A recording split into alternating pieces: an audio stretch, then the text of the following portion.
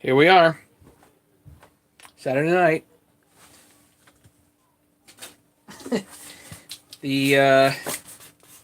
Oh, you know what I do have? I do have Volvo stuff. Let me go upstairs and get that. Hang on. I got a couple things.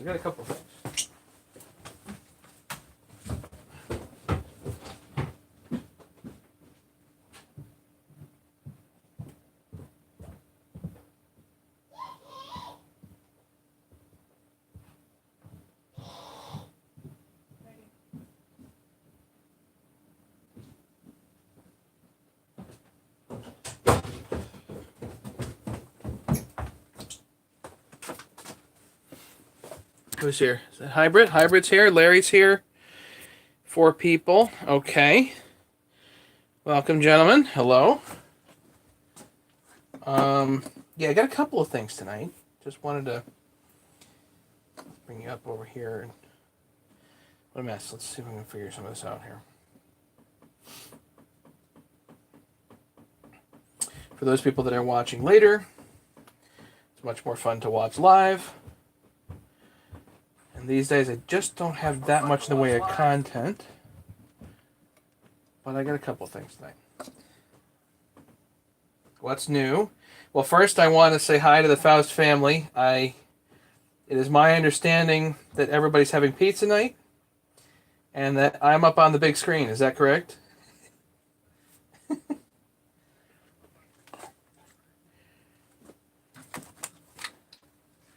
Ken's here.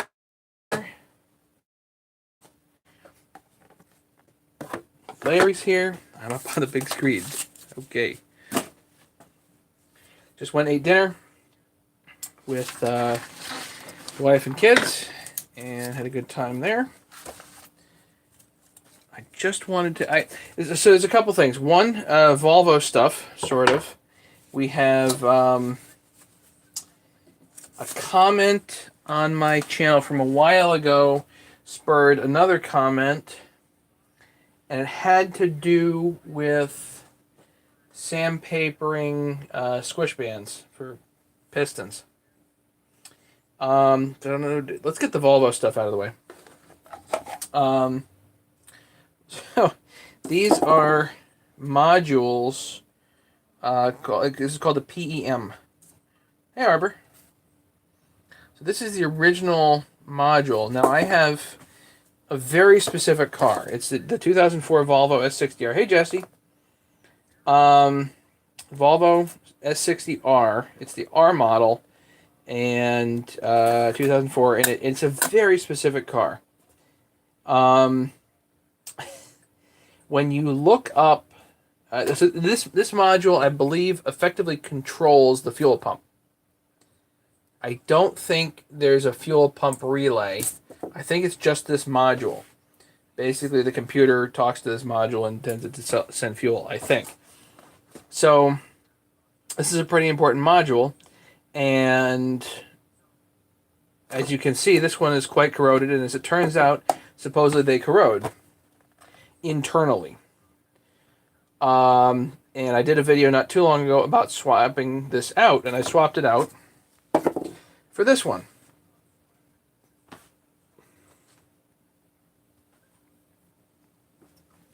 If you put them side by side, they look pretty darn close. This one certainly looks better than that one. But if you look up the part numbers, first off, 306, 36, 431 is the original. This original part number is not available anymore. It's not made. So I typed in S60 on eBay and for my model, and this one popped up, 307 69 225. So I bought it. I think it was only like 60, 70 bucks. Not expensive. Used. The date looks like 080205, so 2005. But this probably came out of a vehicle that actually has this mounted internally as opposed to externally. Anyway. So I got this, put this one in. So I put this one in.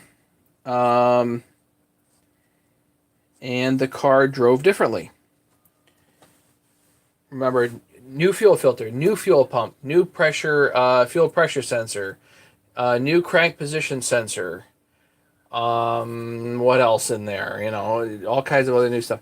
So I put a bunch of new stuff in the car, and one thing that it was doing with this one installed was that on startup it would go clunk, and then you'd start it again and go and it would run fine.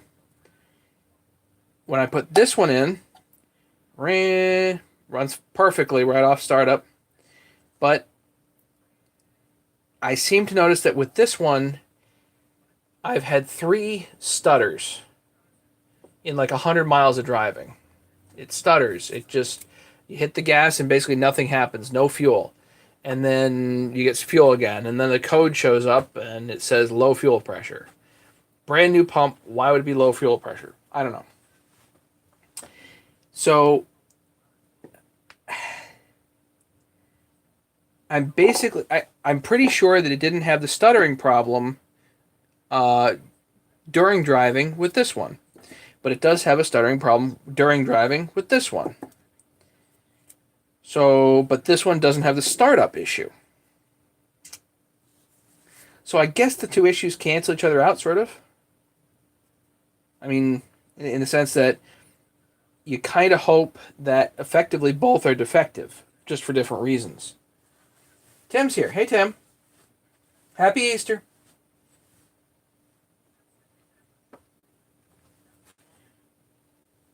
So I'm kind of coming to the conclusion that both of these are defective just for different reasons. Now, because the issue of the stuttering during driving is so incredibly intermittent, I'm not, maybe this one suffers from the same thing. Maybe it has nothing to do with either of these. I don't know. So where I'm at now is I went to look up this part from a Volvo parts dealer, actually FCP Euro. And FCP Euro is in Milford, Connecticut, Stratford, Connecticut. They're not far. They're a pretty big dealer of Volvo and a bunch of the other import parts, and they're really not far away. And I've dealt with them before, and they do a pretty nice job. So I went on their website. I looked up this part number, and this part number technically is for metal tank only, metal gas tank. So I called them and I gave them my VIN, and they said they can't tell from the VIN whether I have a plastic tank or a metal tank.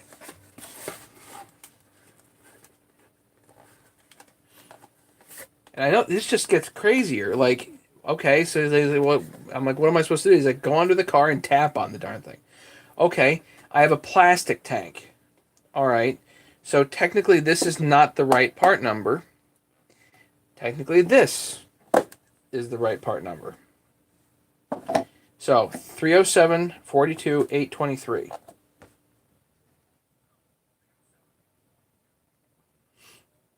And if you look at this now this is a brand new unit. Here's the difference. The brand new unit, including tax and shipping, $380.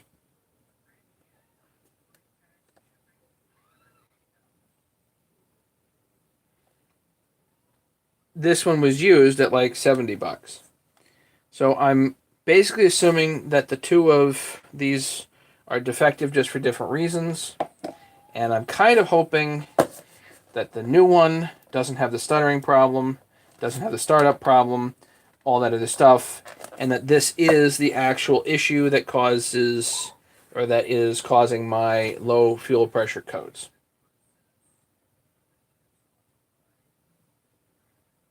Now, I've got other issues with the car still, but I'm hoping that throwing some parts at it will work. I don't know.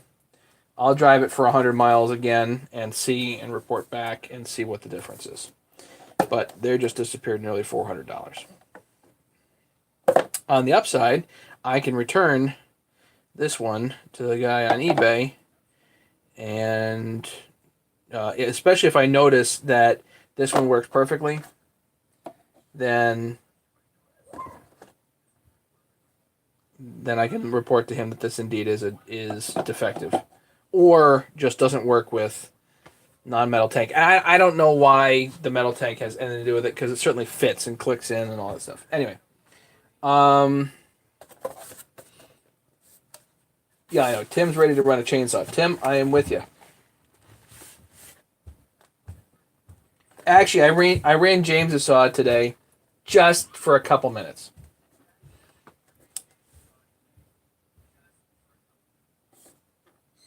I had to rev that thing up just to, hear it.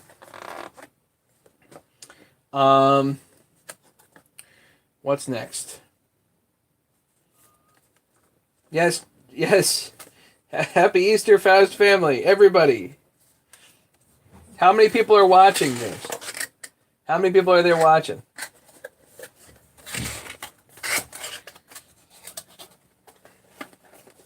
So the next topic here gets back to porting chainsaws, actually, and had to do with a comment that I got.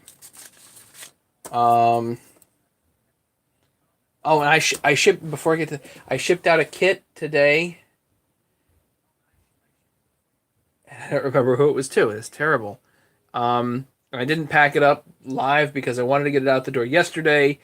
And it was. I'm sorry, whoever that was. 22 people.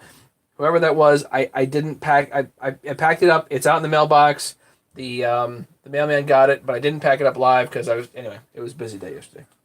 I had run out of packing tape. It was a busy day. With the rain and wind, there's a lot to cut. Yeah, we got a lot of rain and wind here too. It was a rainy day.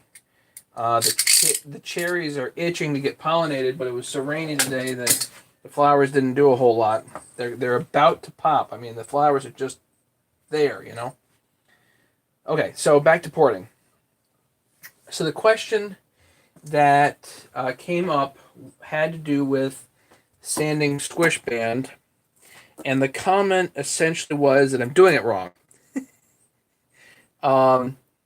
And it wasn't because I was using the wrong technique, but because I was actually sanding the squish band and therefore increasing the amount of area or volume in the chamber and therefore decreasing compression.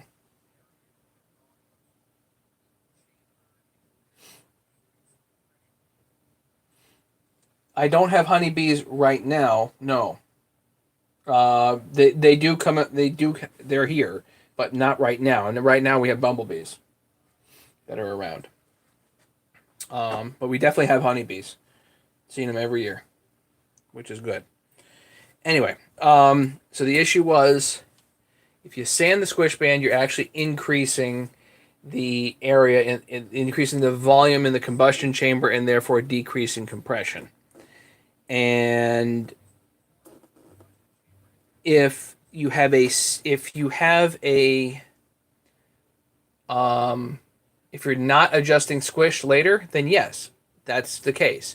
But if you are adjusting squish, then no.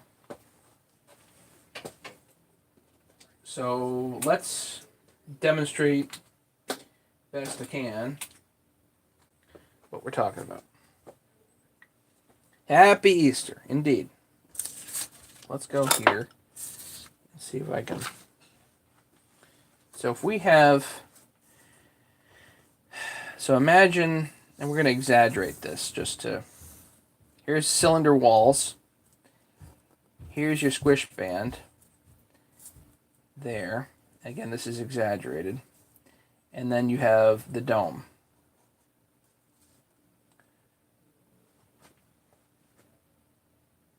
And then you have your spark plug poking in there or something, whatever. Right? So let's start there. I know, I gotta get a whiteboard. I am not the best at explaining this. I'm just not. I'm not a porting theorist. I'm just not into all this, the port work theory and all that. But I can explain this. So if the piston, which is here,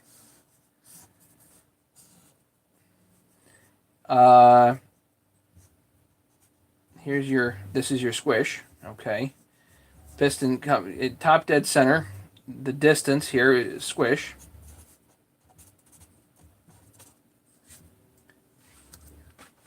Assuming you're just grinding more and more and more out of the squish band with your sandpaper, then the volume here indeed goes up.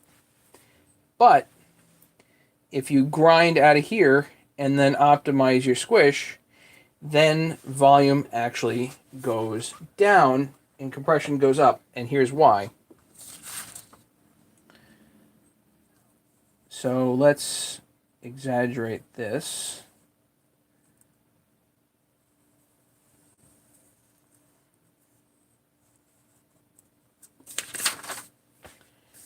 So imagine that if you're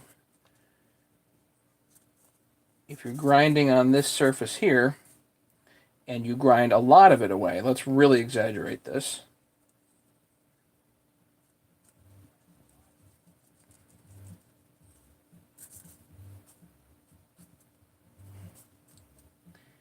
Then you can imagine that the area in here is smaller than the area in there. That makes sense? Are we making sense? Are we talking crazy?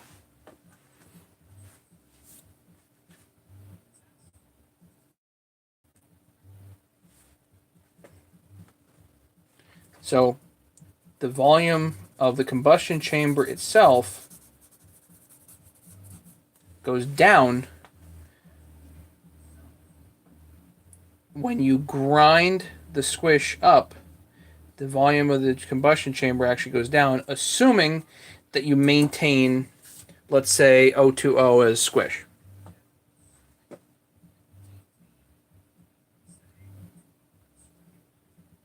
Now, in order to maintain the O2O, you're going to have to grind the base of the head a little bit, and that way it sits further down. But if you do that, then the combustion chamber has a smaller area, smaller volume, excuse me, and the compression will go up.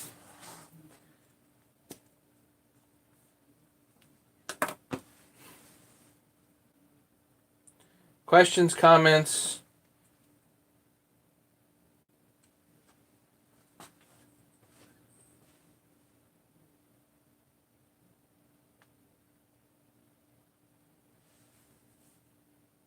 Craig, you're not feeling good, buddy?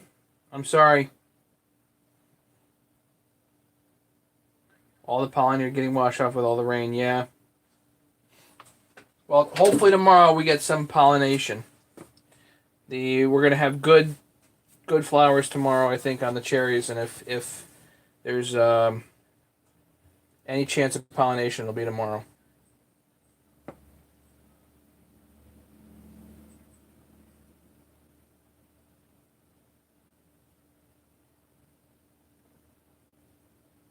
Started head cold, now upper chest. Yeah, usually that's how mine goes, and then it comes up and out.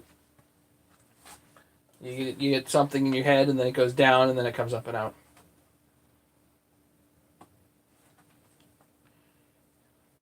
Yeah, we're not quite out here, Ken. I got 17 trees, and they're almost ready to pop tomorrow.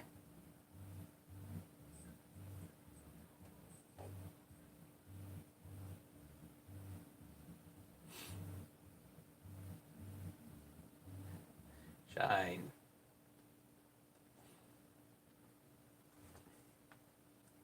So I did my best with the whiteboard here. I don't know if you guys can see it or understand or care or whatever, but there's that. I'm getting quite a few orders for tools, so I might as well throw...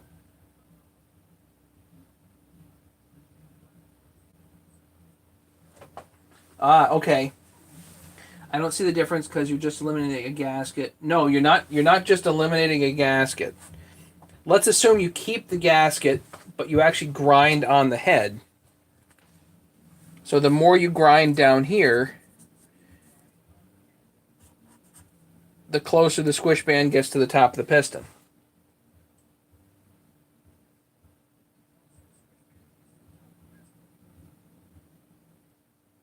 Let's assume you keep a gasket. Keep the gasket, but grind off the base of the head. Here, I'll grab a cylinder.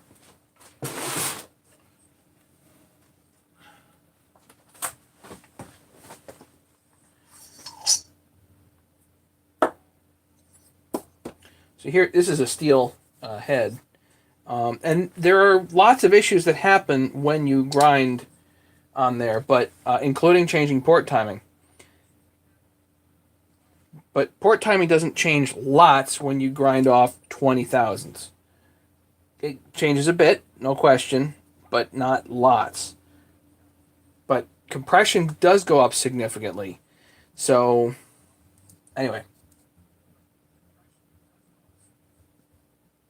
If you grind off the base, then the head effectively sits down further.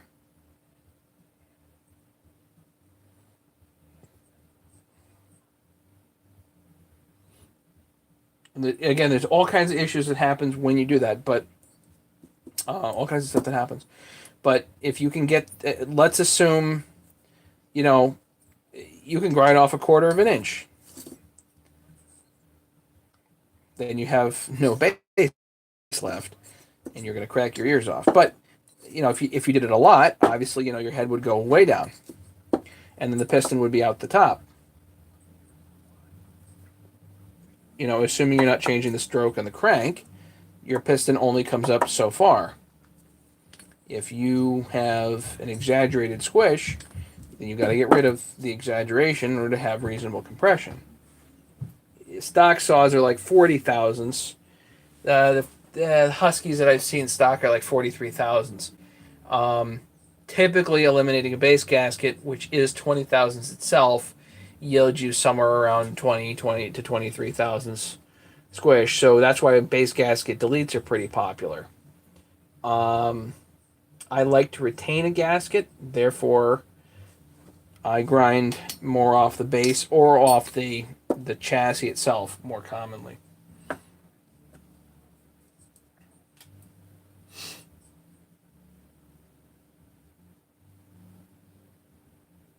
Right. In effect, when you reduce the chamber area and keep the same squish, you increase the compression ratio and compression. Yes, Craig, thank you.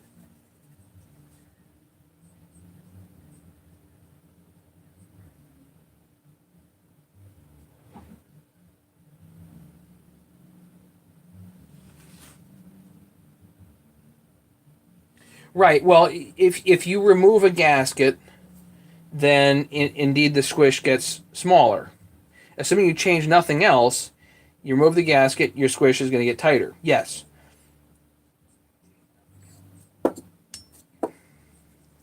But imagine if you maintain 20,000 squish, but you have a smaller dome area, then you're going to have an increase in compression.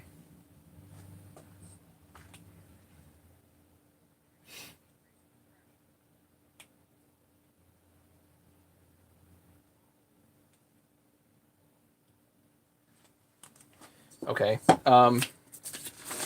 Let's do it like super exaggerated. Hang on. Let me get another piece of paper. Hang on. What's this?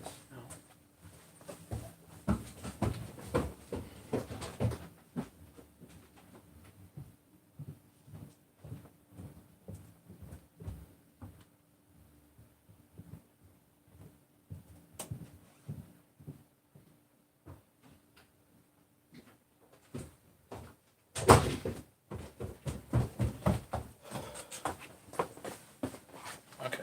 Let's do this like super exaggerated. That way it's easy to see.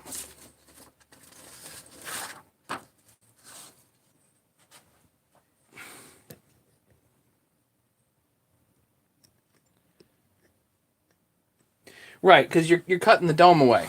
So imagine you have your squish band and you've got a super high dome, right? And you can exaggerate this all you want. The higher the dome, the more volume is going to be in there and lower the compression.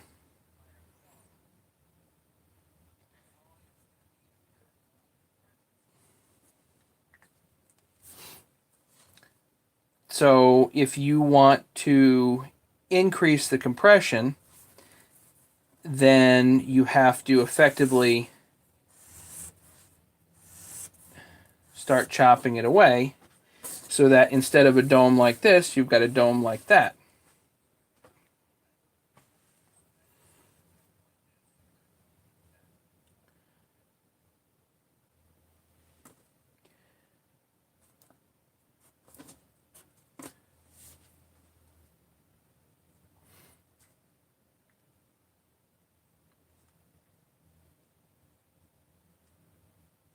It didn't have a room for a head gasket delete. Yeah, some don't.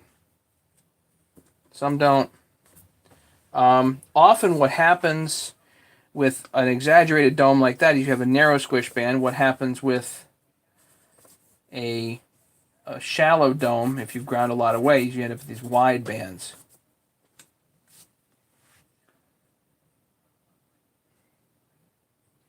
Also, better chance of bringing a hole in the top of the piston from spark discharge. Well, I have in my dad's 350. I have a double washer on the spark plug because otherwise the piston comes up and it's in far enough that it hits. But anyway, yeah.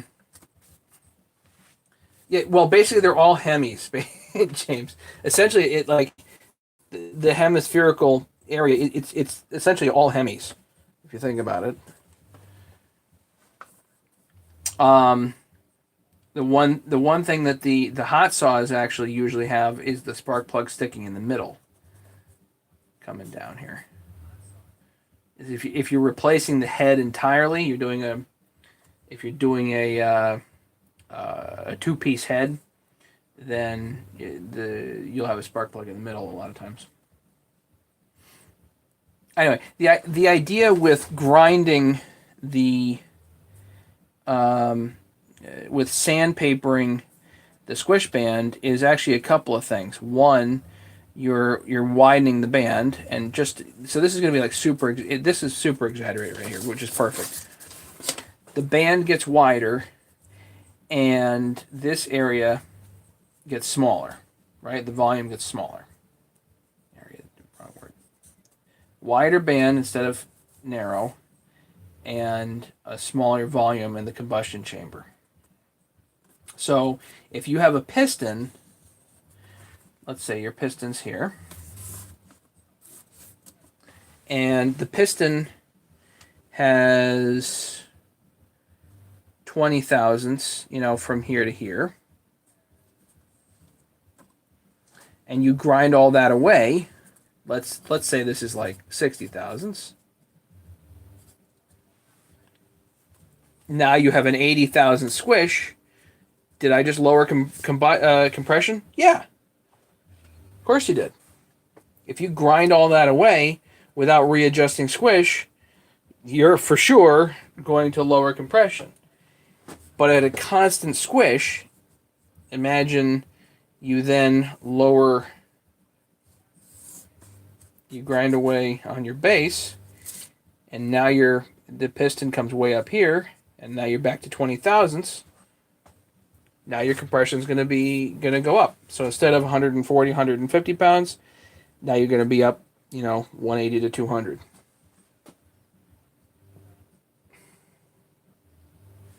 Do I have like a Hemi? Cut like a Hemi. Yeah.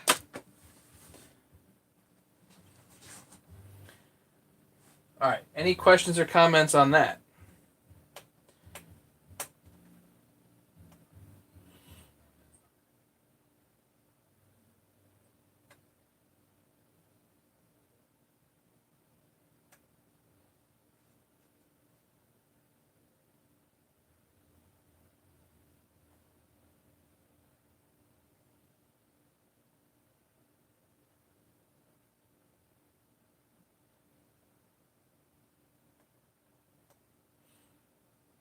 Supposedly the 288 is still in limbo. The inverter just showed up for some dumb reason. It's back here. just, just I don't know why. It's just gonna sit there until UPS comes and picks it back up. Used to do the same thing to a Hemi. I believe you.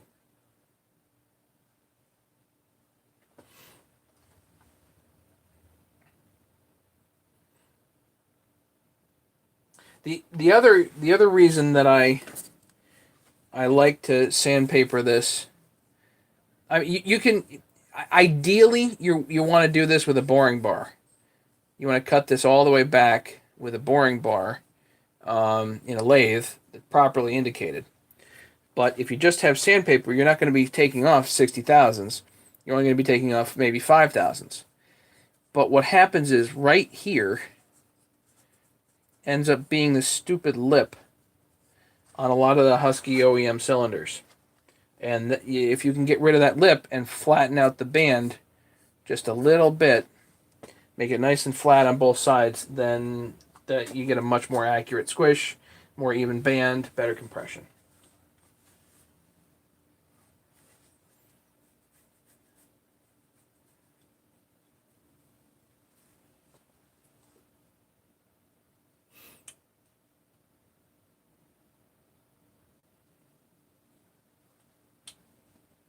Larry, you get your refund yet?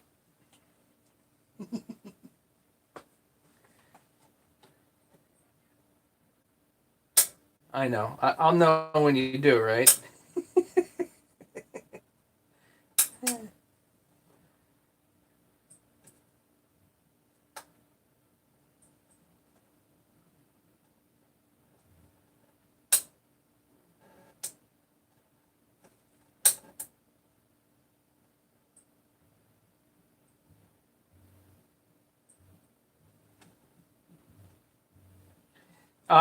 Jesse, the Volvo ran today. It started perfectly.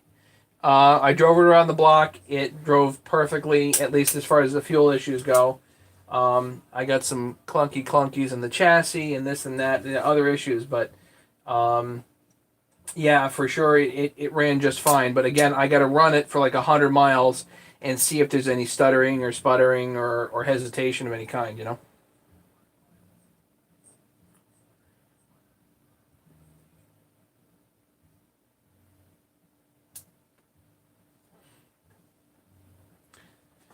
Tim says, what about when you do that and there's no chrome above the lip?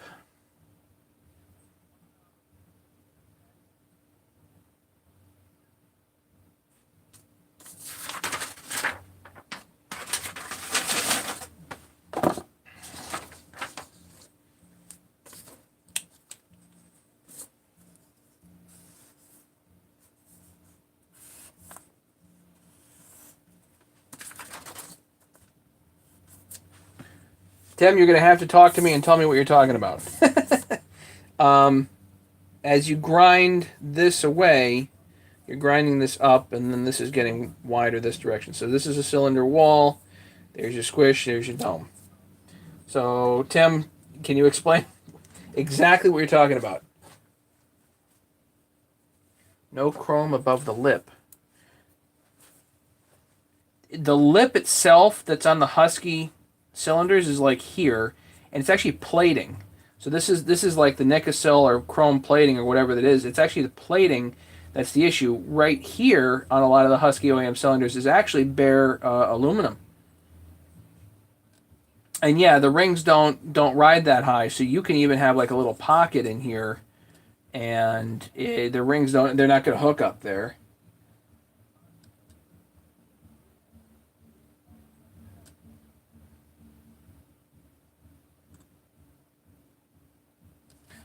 Yeah, mine's not really a one-off. The 04 S60R is a little bit different from the other from the 05 to 07 S60Rs.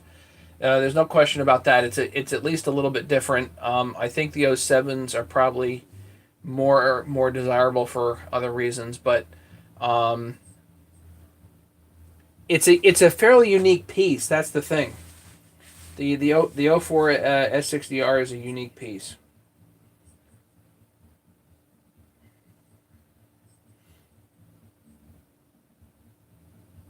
And for sure, I'm into it for some bucks.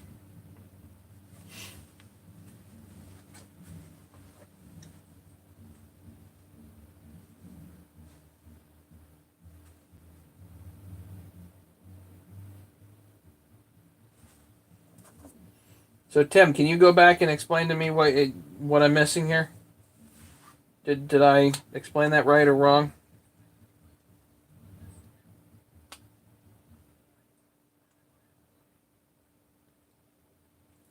Yeah, Ken. When I bought the R, I think it had 132,000 miles on it, and I'm desperately convinced that it had never really had any maintenance of any kind.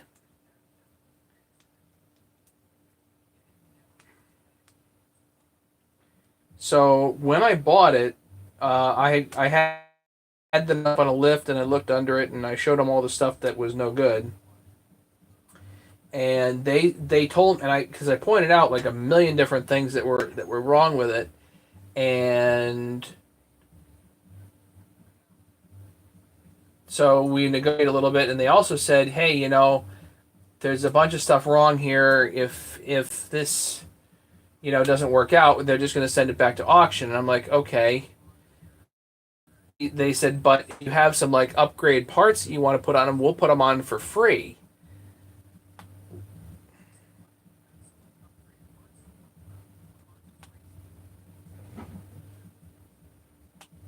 So I broke the bank and bought all kinds of stuff for the car.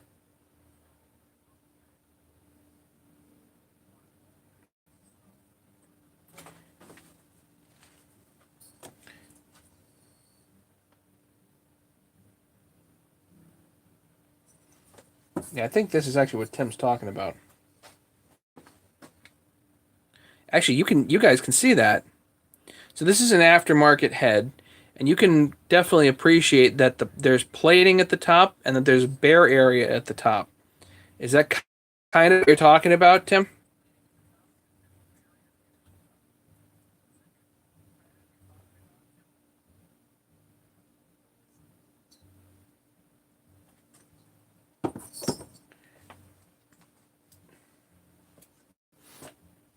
So I usually grind it down to bare aluminum if I can.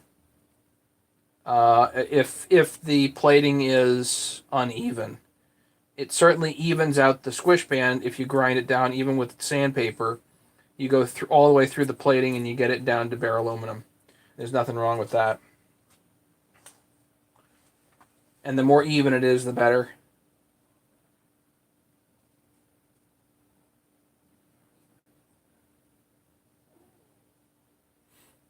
Well, Jesse, they were the one. They spent a lot of time putting stuff on the car for me. So, um, they I bought a new exhaust system, literally a cat back exhaust. Actually, it's like turbo on back exhaust. It was that was a bit to put on brakes. This, that, the other thing. I had a whole pile of stuff on the Volvo that I had them put on correct before I took delivery of it. They had to weld the wheels for me because there were some cracks in the rims. Hey, Matt, what's up? Turning into Bob Ross. I got that steel fuel. Works great. What steel fuel?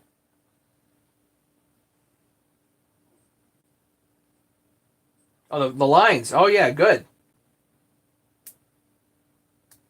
Good. Just make sure they're routed so they don't kink, and you'll be fine. Um, anyway, so yeah, so I spent a lot of money on the Volvo to begin with to get it right, but still, I was in the first year that I owned it, I took it from 132,000 miles to 164,000 miles. So it's 30,000 miles effectively in the first year that I owned it. I drove it a lot, and I was under it literally every weekend doing something during that year.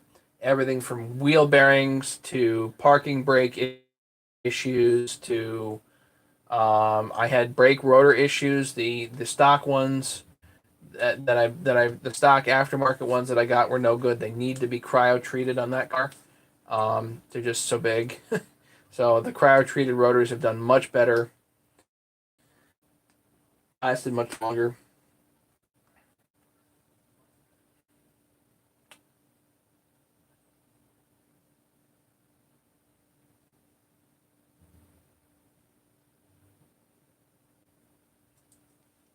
So all kinds of different stuff, and I basically came to the conclusion I was spending it was literally $400 or $500 a month just on parts for that thing. And I said to myself, well, if I've got that kind of payment, I might as well have a payment on a new car. And so I went out and got my Hyundai. I got the Hyundai and drove that for a lot of miles, and then I got rid of that and got the Subaru Impreza, the 2015 Impreza. And now I've got a 2018 Impreza as my daily driver, and that works fine. Especially if you're doing longer, a lot of miles, it works pretty good. Yeah, Jesse, what happens is, as far as I can see, I'm not of the belief at this point in my life that you need to buy a car and run the wheels off of it. Mostly because at this point in my life, if I am late to work once, that's a problem. Because there are other people that are counting on me.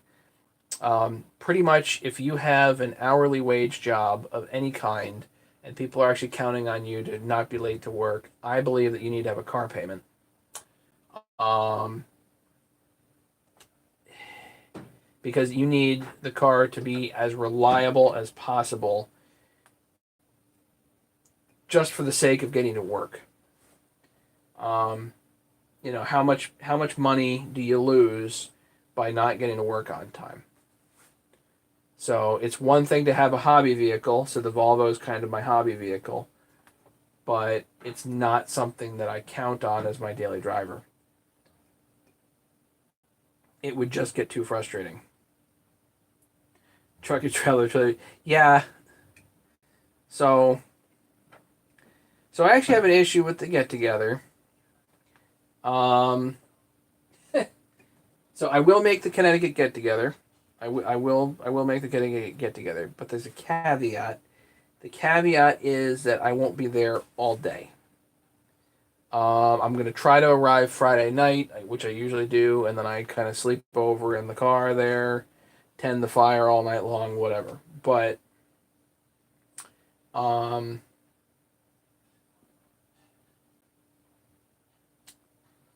I have a buddy that's getting married, so I need to be out of there to go to that in the afternoon. So I need to be basically out of the get together at like 2 o'clock.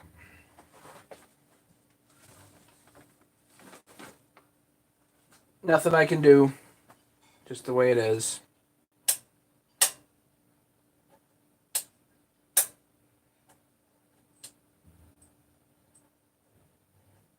But I will definitely make the Connecticut get together for the morning, and we'll have a good time.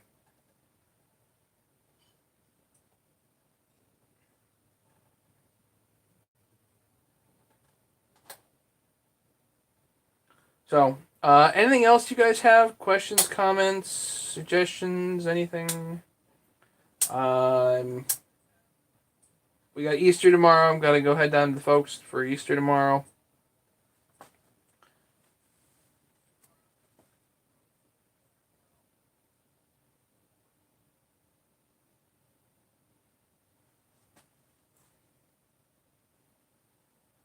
Larry, everybody's got a different philosophy. I'm just telling you what I've come up with.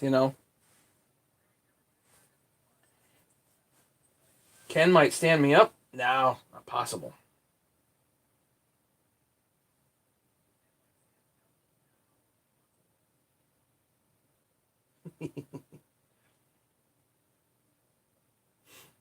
We just have to do the racing in the morning. That's all.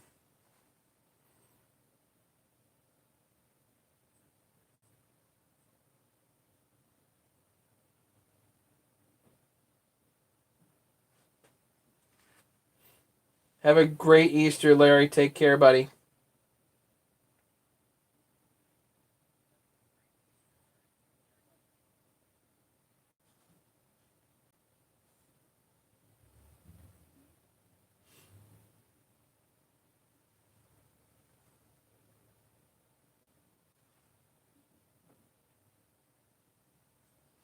So I guess that's about it for tonight.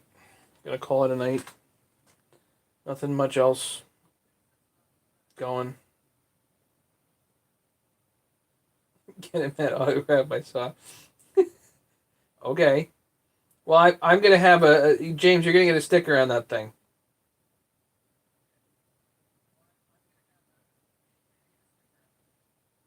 I think I ate too much tonight. If I had a Bolt Friday night, I'll be there.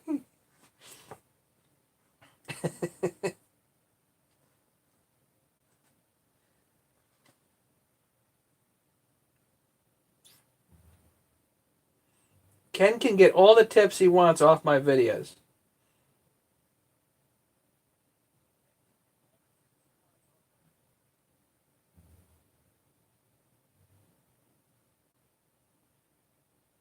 Thanks, Jesse. Happy Easter.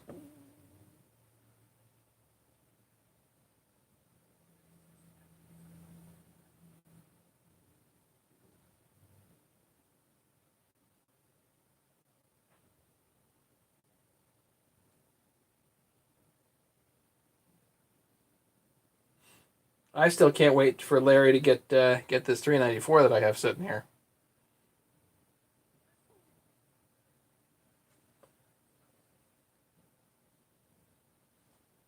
Just gotta wait on that government to give him his tax return.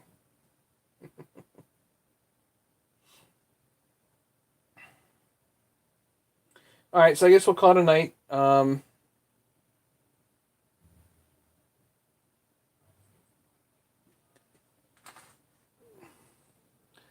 Thanks everybody for hanging out. Do really appreciate it. I hope it's like mine. Hold on. I think he already left, Jesse. um, he'll have a good time with it, I'm sure.